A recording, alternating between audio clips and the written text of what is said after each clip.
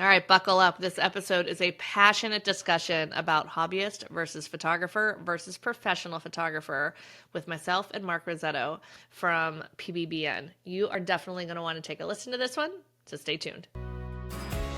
I'm Nicole Begley, a zoological animal trainer turned pet and family photographer.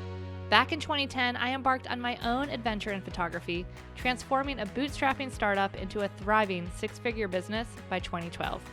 Since then, my mission has been to empower photographers like you, sharing the knowledge and strategies that have helped me help thousands of photographers build their own profitable businesses. I believe that achieving $2,000 to $3,000 sales is your fastest route to six-figure businesses, that any technically proficient photographer can consistently hit four-figure sales, and no matter if you want photography to be your full-time passion or a part-time pursuit, profitability is possible. If you're a portrait photographer aspiring to craft a business that aligns perfectly with the life you envision, then you're in exactly the right place. With over 350,000 downloads, welcome to the Freedom Focus Photography Podcast.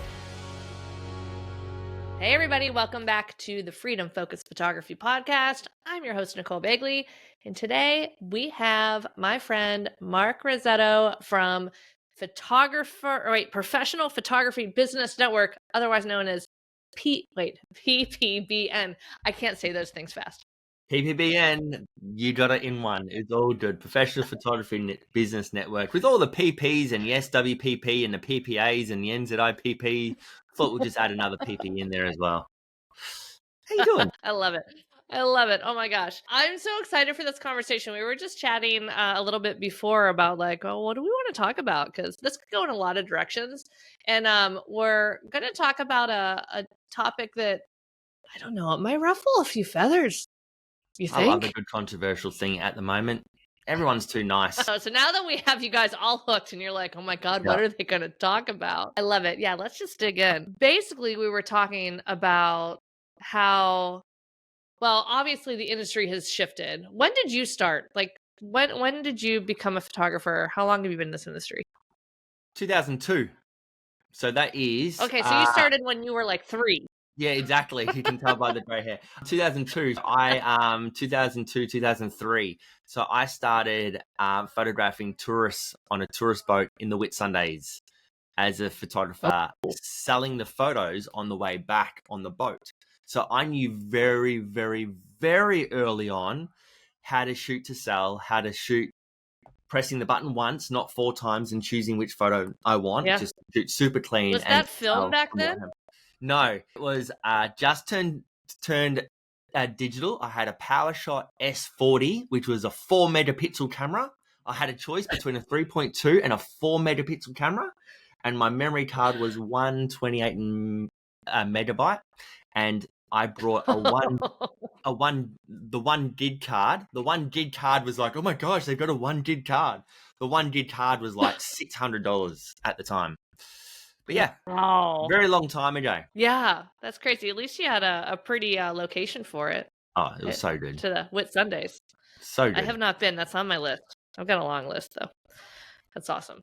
Yeah, I started in about 2010. So, a couple years after. But still, like, things have changed a lot in that time. And we were talking about how things have shifted, like pre 2010. So early 2000s, certainly in the 1900s.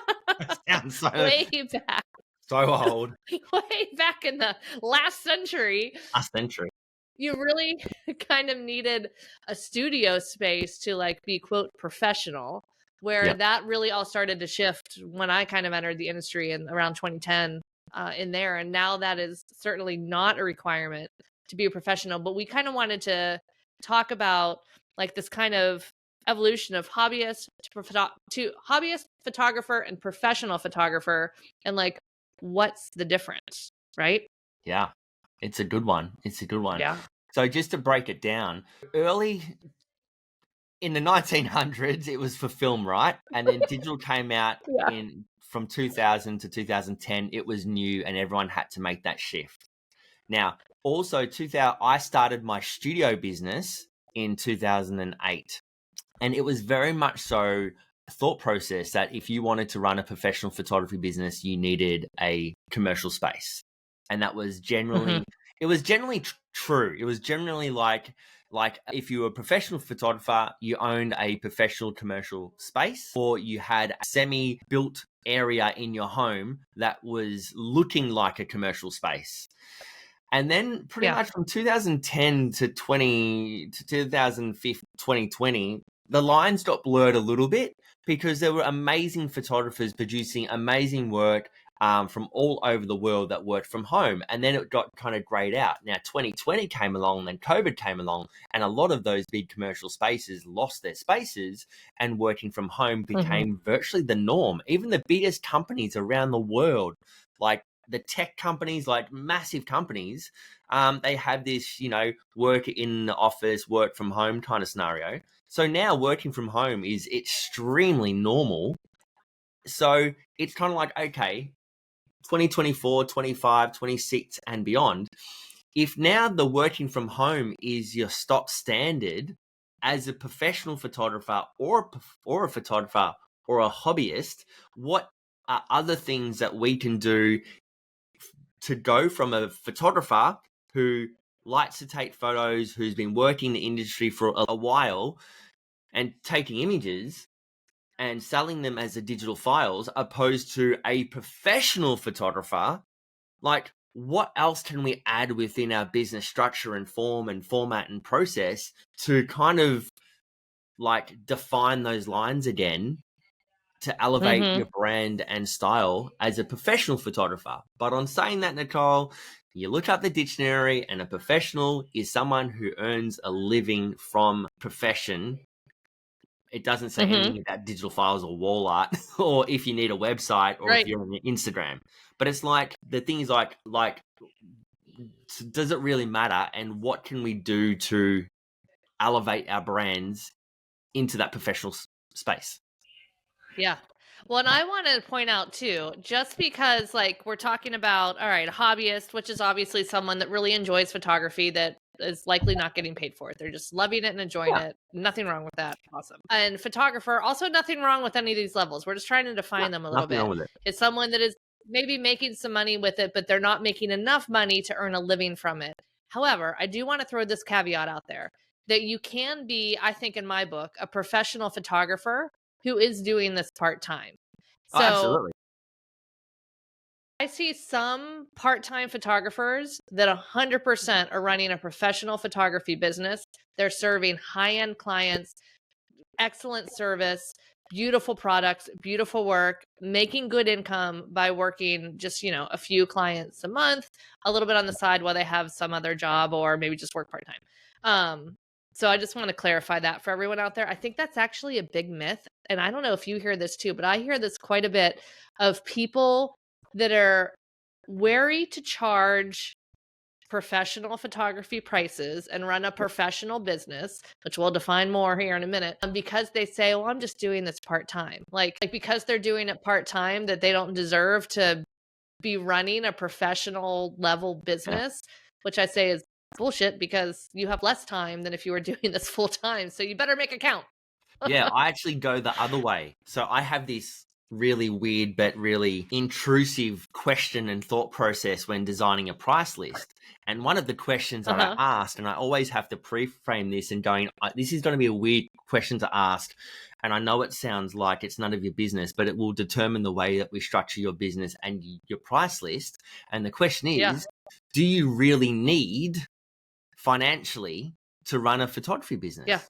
Like, are you doing it because you just want a little bit of cash on the side, or are you going to be the main Right. breadwinner? Like, do you need to do this?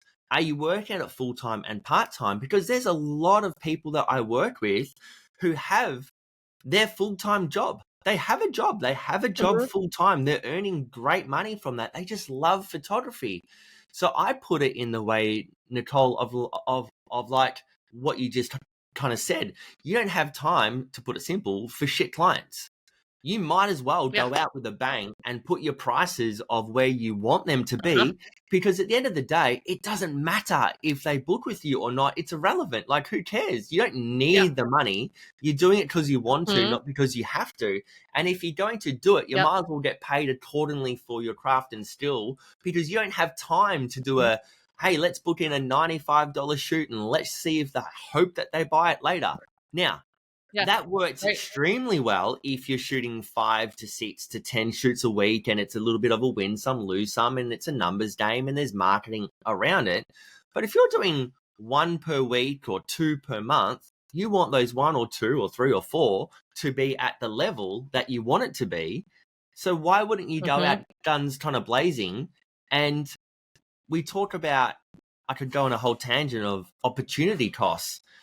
If you're not earning that kind of money and you're doing it cheaper and you have to do it on your off time from real work, what's the opportunities that you're missing out on because you're looking after clients and you're not spending time with your spouse, with your kids, with your family? How many dinners do you need to miss because you're out photographing, or evenings or barbecues or birthdays or events are you missing if you're going to be photographing a pet, a family portrait, or whatever it is, and you're missing out on that time with your family? And if you're only charging a couple of $100 for it, is it worth the effort? Yeah.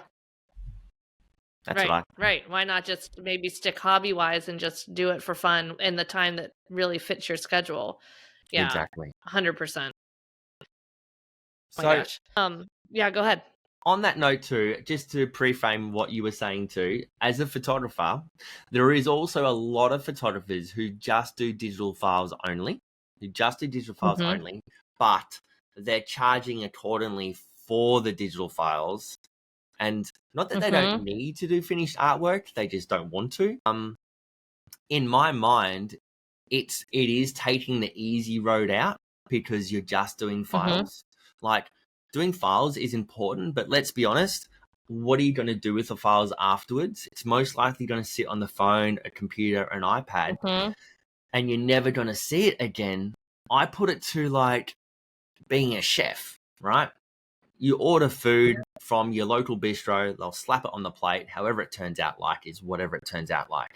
But if you go to a 5-star restaurant, the presentation, the quality of food, the quality of the look, the drizzle around the plate, the garnish, the colors, and everything else. Yeah. Like, it's finishing off the presentation.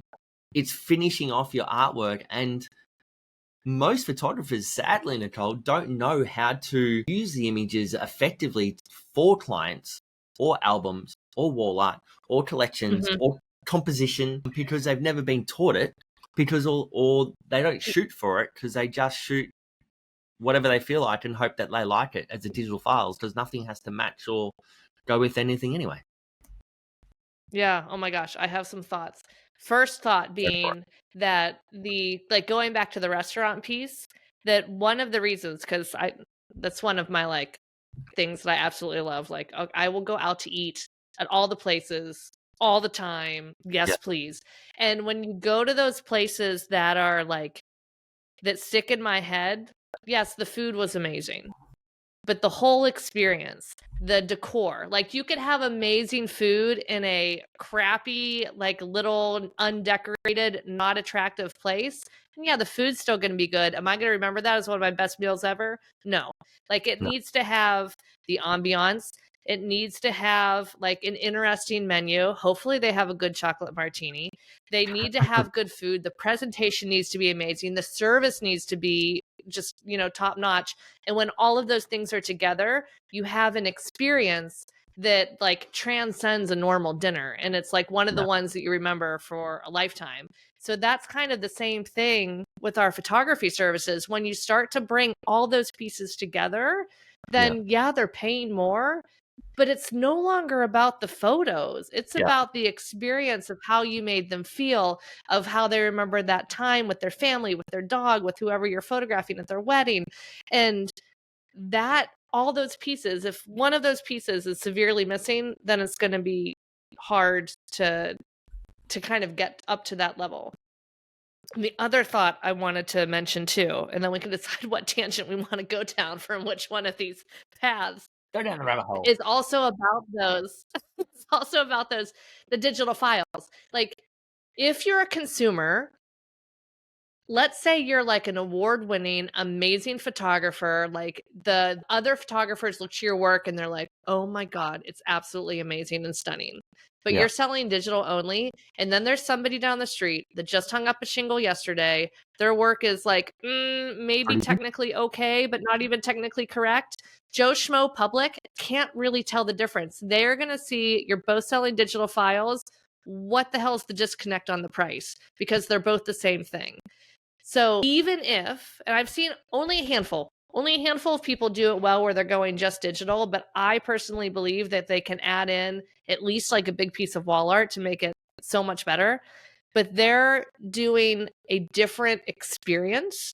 It's not just let's go meet at the park and I'm gonna take some family photos.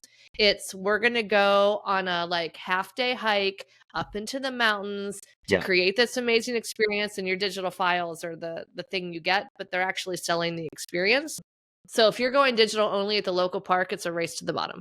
Period, done.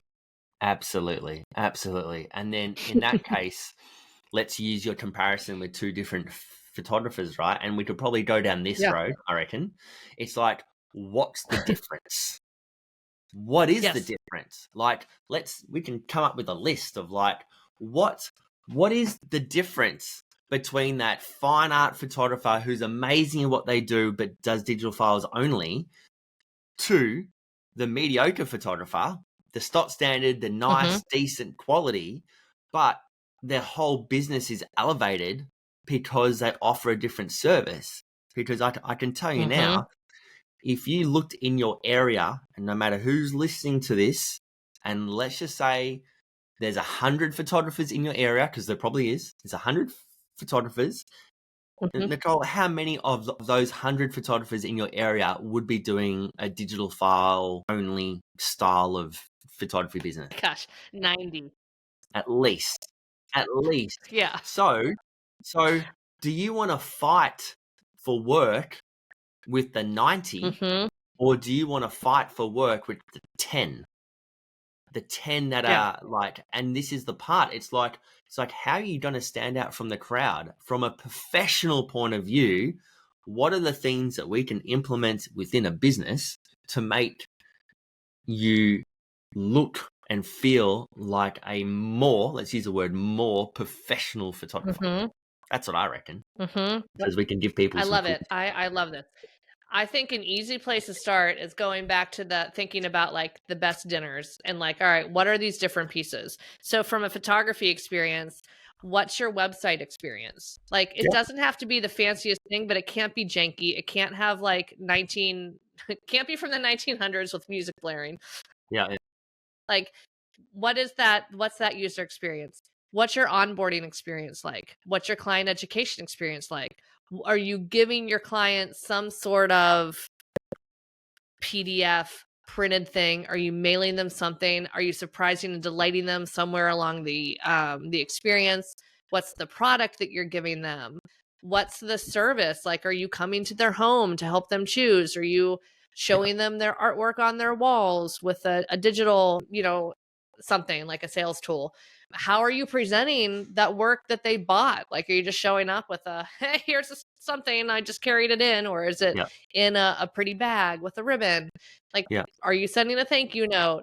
Are you asking for reviews? What does the phone conversation go? Are you doing a Loom video to respond to them when they have an inquiry? And you're like, hey, I'm Nicole. I would love to chat with you. This is the next step. Just book a call on my calendar. Like, oh my God, I could go on. Well, I could add some too. And this is very much, maybe because I'm Australian and I've infiltrated the Australian community wildly over the last 8 years to be like, no, everyone needs to lift their standard. But I do see this in the States, not very much, but it's becoming more of having finished products on the website with proper room views and proper finished artwork. Like for a good, probably up until about probably five years ago, majority of photographers in the States specifically had zero product, zero room views anywhere. And I've been really fighting the flag for years of going, have a product page on the website. And on the website, have finished artwork in your rooms and in your rooms of different collections and galleries and storyboards and wow pieces so people can see what the finished product is. Like, start with the end in Mhm. mind to go, this is what we're going to do. The other thing you can Mhm. do is like a welcome video. How many times I did Mhm. this exercise once with someone, right? And it's a photographer in the UK, and her job, one of the tasks of her team was to do that kind of discovery call, welcome call, that Loom video type thing, right? We end up working it out that call took about 15, 20 minutes to explain what they do and how it works and what the process is and just the general, this is what we do. Yeah. I was like, do it in a welcome video that goes for 2 minutes that they've seen prior, because if you're we worked it out something crazy that it was like she had that conversation at least 50 times a month, now 50 times 20 minutes, and turned it into hours, turned it into days. It ended up being, out of 365 days of the year, something like 36 of those days of 8 hours a day, 36 days straight, you've had the same conversation for 36 days straight. Every 20 minutes, the same thing. So Oh my God. a welcome video, a URL with the client Yeah. portal, or like you said, the room views, the products, do videos of your products, explaining what the product is. They don't know Mhm. what we know.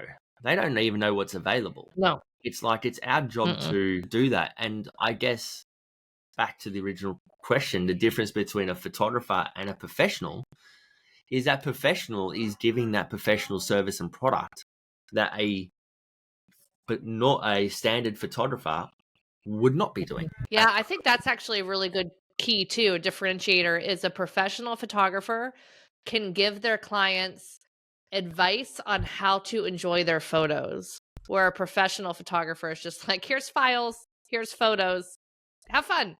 Where a professional is like, all right, well, I do this a lot with my clients too. I love artwork. So, we will actually I'll ask them, what style is your room? What colors are in your room? Because if they have like a really cool, it's like, I'm not going to go and do like the spring greens and golden and stuff that's all warm because it's not going to go in their space. So I think that's a big difference too. And you won't know that unless you asked, unless they take a photo. I spoke Hmm. to someone yesterday who she was like, oh, Mark, I was so pissed. I'm like, what happened? She goes, oh, this client I was working with, I just was giving them a discount because I was just offering a discount. And then to make them feel better, I delivered it to their home. And I turned up to the home, and it was like a $6 million mansion. And I was like, you idiot. She was like, no, not I, as in she said to herself, not me calling her an idiot. She was Yeah, like, yeah, yeah. Right, right, right.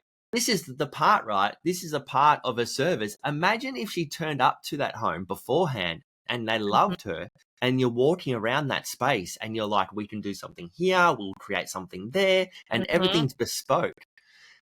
Like, Mm-hmm. this is apart from a photographer that you'll never know. And then can I Yeah. segue quickly into a question? And this blew people's mind when I Yes. did the Australian tour with all different photographers from Australia, is the question to people who are listening: can you get a $10,000 client? Like, can you make a $10,000 client? Like, is your business set up that if someone came into you and goes, Nicole, I love it. Your images are amazing.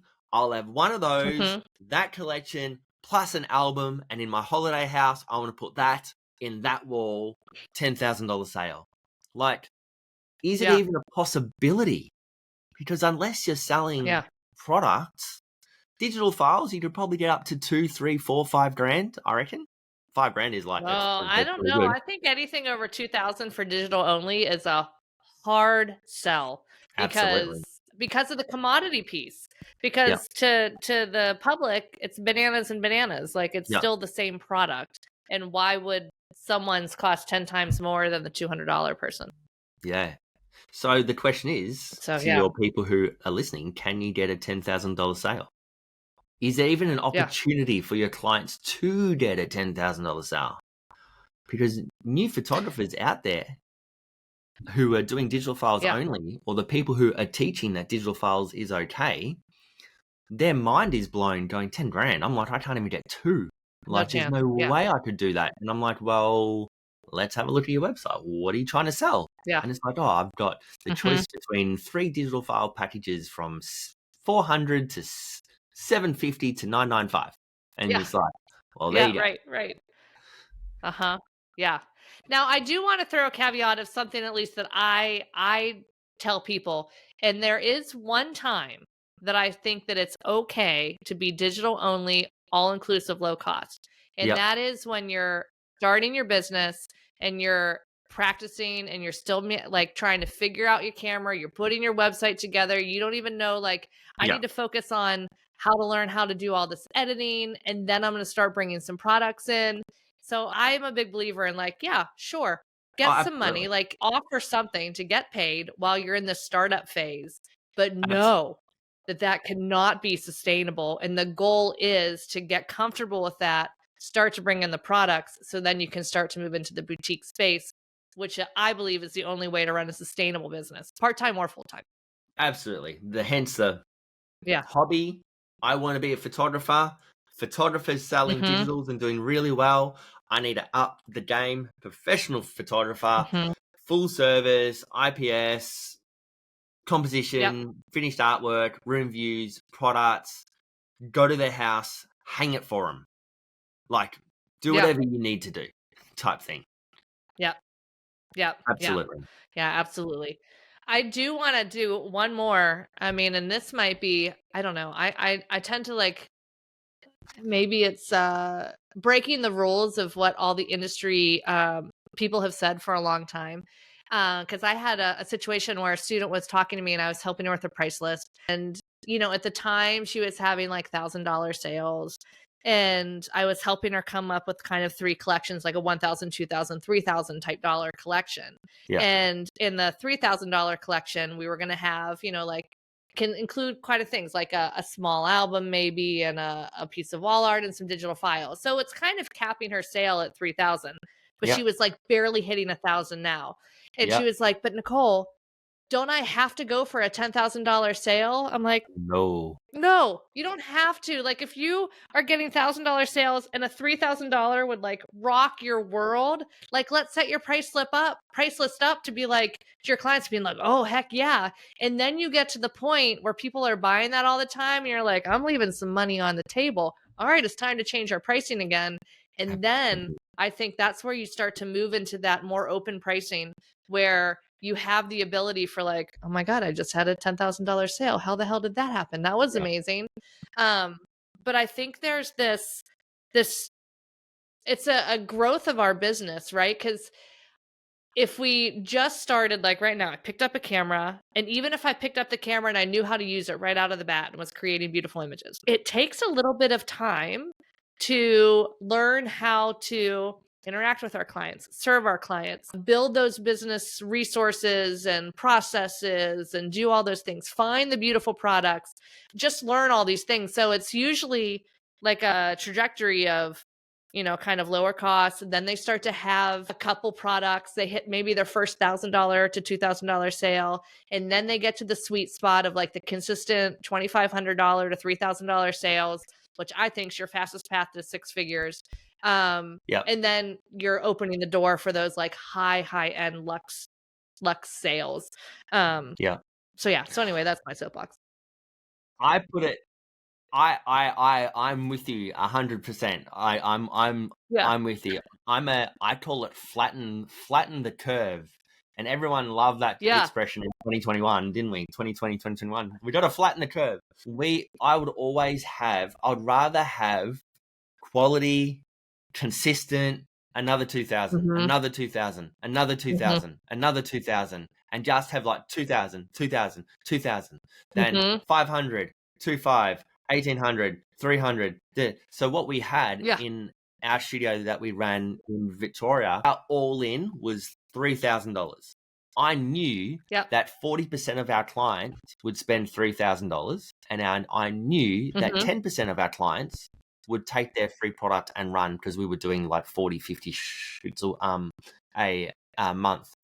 And it's like, Yeah. but it doesn't change the fact that because we had the products, we raised a lot of people to get to 3,000, but those Mm-hmm. product people who that money wasn't an issue, I'll have one of those, and I'll have one of those, and I'll have one of Mm-hmm. those, and I'll put that in the house, and I've got Mm-hmm. to give that to my mum, and we would get Yep. those constantly 5,000, 7,000 all the time.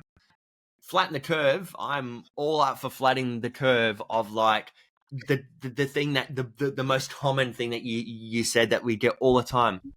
But won't I cap my sales at 2,000? I'm like, Nicole, you're not even making $300 and you're worried about capping yourself at 2,000. Like, let's worry about that when you get to 2,000 and you get 5, Yeah, 10, 20, 30, exactly. 40 clients, 2,000, 2,000, 2,000. And I say, Yeah. always kind of tell people, I'm like, there will be a stage, and they're like, oh, 300 to 2,000's a lot. And I'm like, trust me, there will be a stage where you're going to come back to me Uh-huh. in 6 months, 12 months, a year or two, and Uh-huh. go, can we just make it 2.5? Yeah. Because Like, how business about is 3 going to or be, 4,000? That yeah, would be great. Like, business is going to be 2,000 seems boring. like And not a lot for the amount of work I'm doing. exactly. And business is going to be boring, and business is going to be consistent, and business is going to be like, I Yep. want to do something different, but let's be a tiger that earns its stripes. Let's just add all those customer service, add all those products, add all those 1%ers. Let's just get you there. But for those people that are Mm-hmm. there, feel free to shift the goalpost. Yeah. No, 100%. For sure. Oh my gosh. This has been really, really good. Where else do we want to take this? Oh, we could go in so many directions here. Do we want to keep ruffling feathers? I don't think we've been too ruffly. No, I that's feel like okay. this is just stuff that people need to know. Yeah. So I think there's two different things that we spoke about too. It's like hobby to photographer to professional. Like if you do want to play in that space, you need to play in that space. Yeah. Can I give you a really awesome example? And my wife told me Yeah. off because I keep using my daughter as an example, but it's a great example, right? So natural talent will only get you so far. Yeah? Yep. Like being a naturally good photographer will only get you so far. So a really good example for this is my daughter is a natural sports person. She's very good at virtually everything, right? But she's at that 11-year-old age where she's the school swim champion for her year level because there's no swimmers that swim at a competition level in her year level. So she goes to regional and she's like, do you reckon I could be regional champion? I'm like, you go for it, sweetie. And I tell you what, she can last almost every race because those girls now who swimming's their thing, they're swimming 2, 3, 4 times a week. They're training.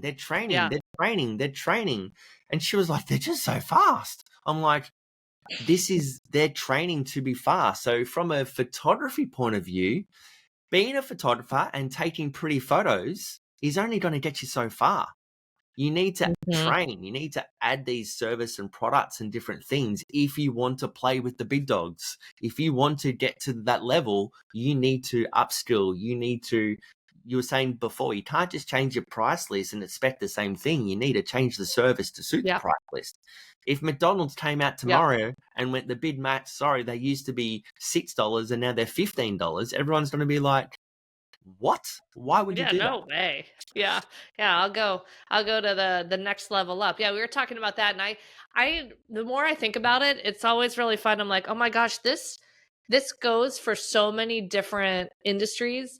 Of like the 4 levels of photography businesses, from like starting out all inclusive shoot and burn to adding products to like the $2,500 average sale to like the super luxe, like hotels, you have like the little side of the road, like, please, I hope they don't have bed bugs or there's like not a drug deal going on outside my door. And then you have like the Hampton Inns, like the normal ones where you're like, we're at that swim meet and we need a place to stay, so we stay there.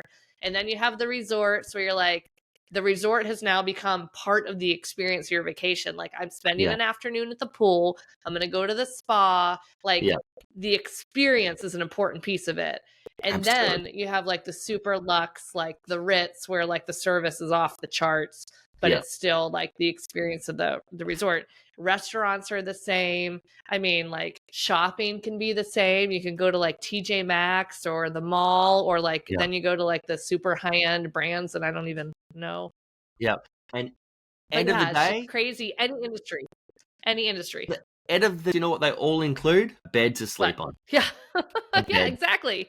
It includes a bed. It's like a restaurant.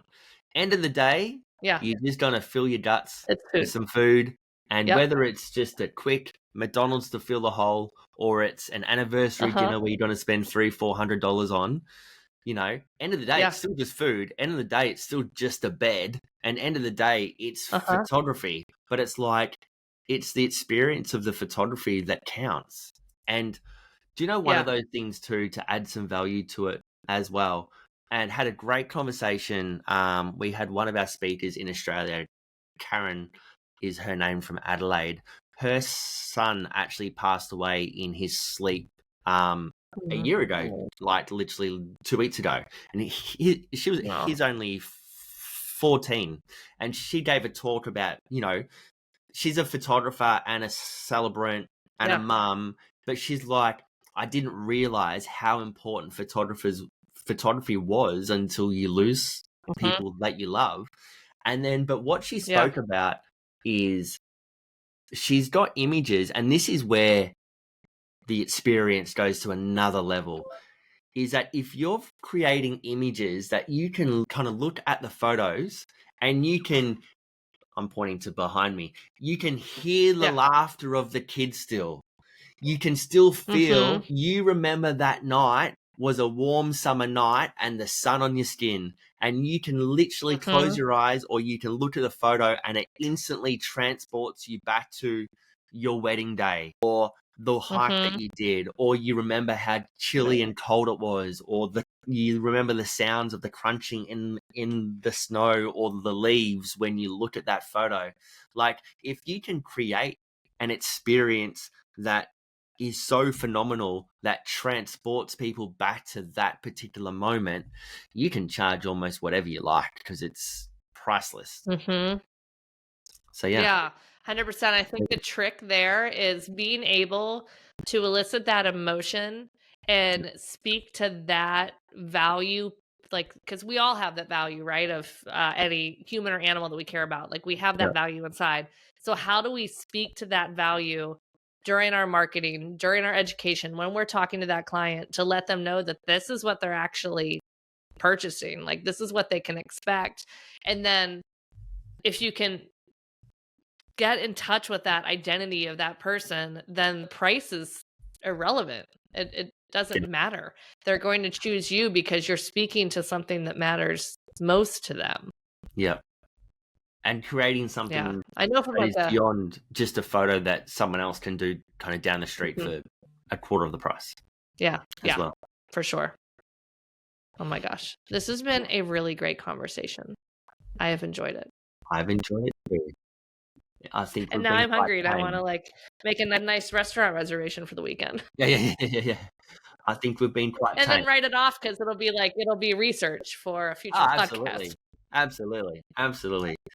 Look, I think that anyone that's I love it. listening to this, you'll know where you sit in that hobby photographer professional, and you Mhm. don't have to stay Mhm. there. You just need to, you don't Mhm. need to be the best. You got to be better than last week.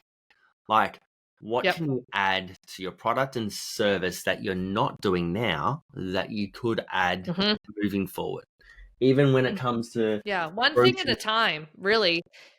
I think a lot of people get so overwhelmed and think that, like, I can't possibly start to add products because it's way too much. I don't know what products to choose.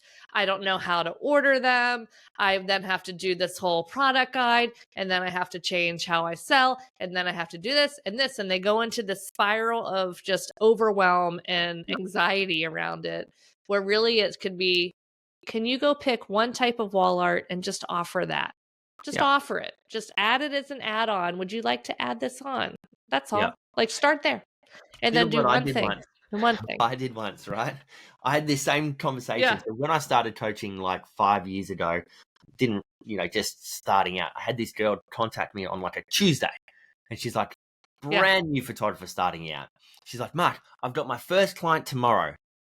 What do I sell them? What do I do? And I was like, oh my gosh, like this is just like how much time, like when are they coming in? It's like tomorrow. I'm like, okay. think, Mark, what's the easiest thing? I'm like, right, this is what we're going to do.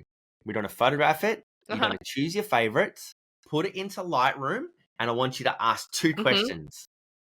You're going to sell an 8x10 for $100 each, and we're going to do one single framed piece. They can have a frame or a canvas or whatever it is, and you're going to offer 3 different sizes. So your question is, how many images would you like in the mat? How many prints would you like? And which ones would you like on the wall? That's all you have to do.